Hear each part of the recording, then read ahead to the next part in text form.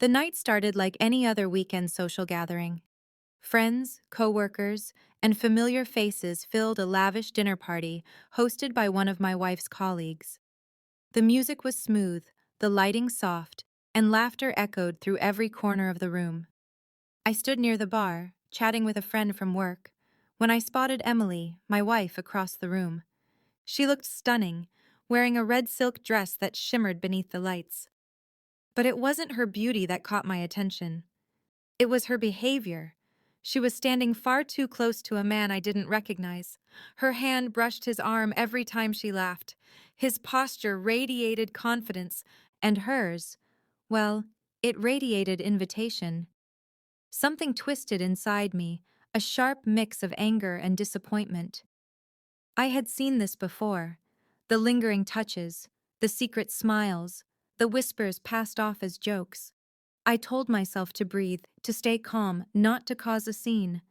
But with every second I watched her, it became clear that the woman I loved was no longer the one who once held my hand like I was her entire world. When I finally walked over, she looked startled, then quickly covered it with a grin.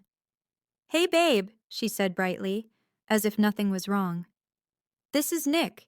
He's new at work." Nick turned toward me with an easy smile, the kind men wear when they know they've crossed a line and don't care. "Nice to meet you," he said, offering his hand. I shook it, firm, cold, deliberate.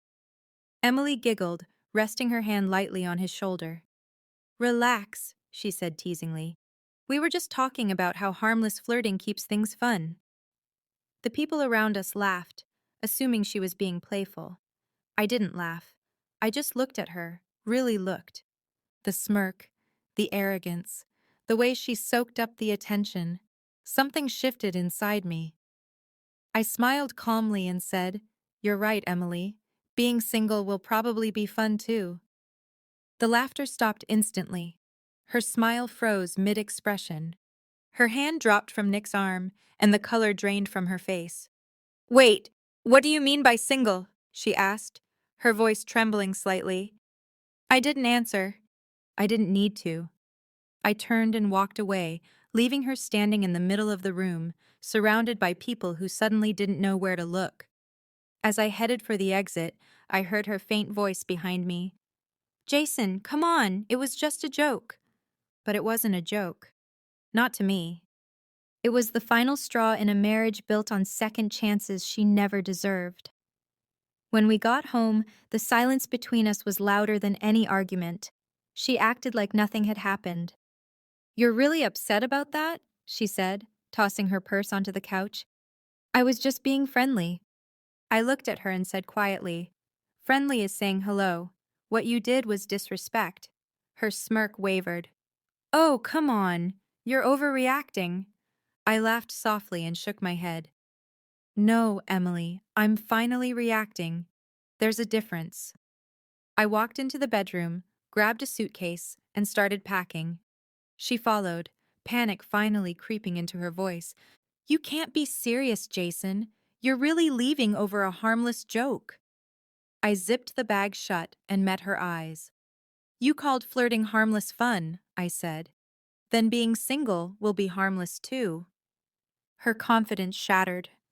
"Jason, please don't do this," she whispered, tears filling her eyes. But I was finished. I had spent years forgiving her late-night texts, her suspicious girls' nights, her constant need for validation from other men. Every time she would say, "It's nothing serious. Don't be jealous." But jealousy was never the issue. It was betrayal dressed up as innocence. I walked past her without saying another word, leaving her sobbing in the doorway. The slam of the door behind me felt like freedom, the sound of finally choosing myself. The days that followed were filled with desperate calls and messages. She begged for forgiveness, sent long paragraphs about how she didn't mean it, and promised she would change. I didn't reply. Every message felt like a repeat of the same lie I'd heard 100 times before. She didn't miss me. She missed the comfort of knowing I would always take her back. The truth was, she had stopped respecting me long before that party. That night simply gave me the courage to stop pretending we still had something worth saving. Weeks later, a mutual friend called to tell me she was a mess. "She doesn't talk to anyone," he said. "She keeps asking if you're really gone for good." I told him the truth. I left that night and never looked back. Because once you see your partner laughing with another man the way she used to laugh with you can't unsee it. It changes something deep inside you, something you can never recover. A month later, she showed up at my door. She looked drained. Dark circles under her eyes, makeup smudged, her voice shaking. "Jason, please," she said. "I was stupid. I took you for granted. I'll do anything to fix this."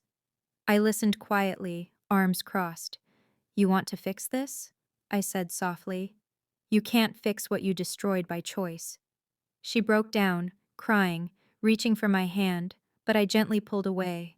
"Emily, you didn't lose me at that party. You lost me every time you laughed at my trust." I closed the door that night for good. There was no anger left in me, only peace. In the months that followed, I rebuilt myself. A new city, a new job, a quiet apartment where I could finally breathe. Sometimes I thought about her and that night at the party. I pictured her face going pale when I said, "Being single will be fun too." That moment, that silence, said more than any argument ever could. Now, when people ask what happened between us, I don't tell the whole story. I just smile and say, "She thought flirting was harmless fun. I thought self-respect was too." And if I'm being honest, I've never felt more alive since I chose the latter.